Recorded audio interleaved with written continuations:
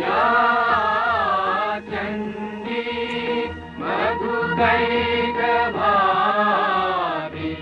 আশ্বিনের শারদ প্রাতে বেজে উঠেছে আলোকমঞ্জিত, ধরণীর বহিরাকাশে অন্তরিত মেঘমালা, প্রকৃতির অন্তরাকাশে জাগরিত জ্যোতির্ময়ী জগন্মাতার আগমন বার্তা, আনন্দময়ী মহামায়ার পদধ্বনি অসীম ছন্দে বেজে উঠে রূপলোক ও রসলোকে আনে নবভাব মাধুরীর সঞ্জীবন।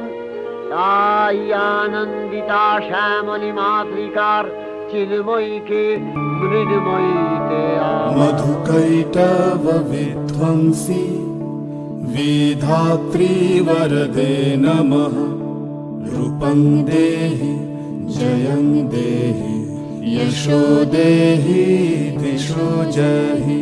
महिषासुरनिर्णाशि भक्तानां सुखदे नमः।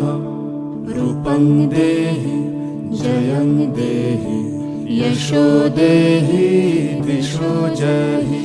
धूम्रनेत्र वधे देवी धर्म कामार्थदायिनी। रूपं देहि जयं देहि यशो देहि दिशो जयि। रक्तबीज वधे देवी चण्डमुण्ड विनाशिनी। रूपं देहि जयं देहि यशो देहि दिशो जहि। निशुम्भ शुम्भ निर्णाशि त्रैलोक्य शुभदे नमः।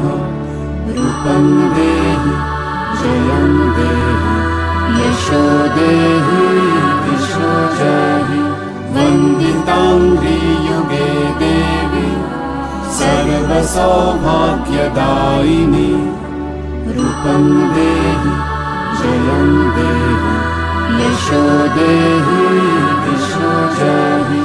अचिन्त्य रूप चरिते सर्वशत्रु विनाशिनी।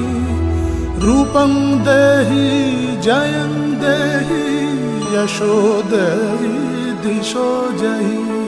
न तेभ्य सर्वदा भक्ता चापर्णे दुरितापहे। रूपं देहि जयं देहि यशो देहि दिशो जहि। सावद्भ्यो भक्तिपूर्वं त्वं चण्डिके व्यधिनाशिनी। रूपं देहि जयं देहि यशो देहि दिशो जहि। जगदश प्रहरणधारिणी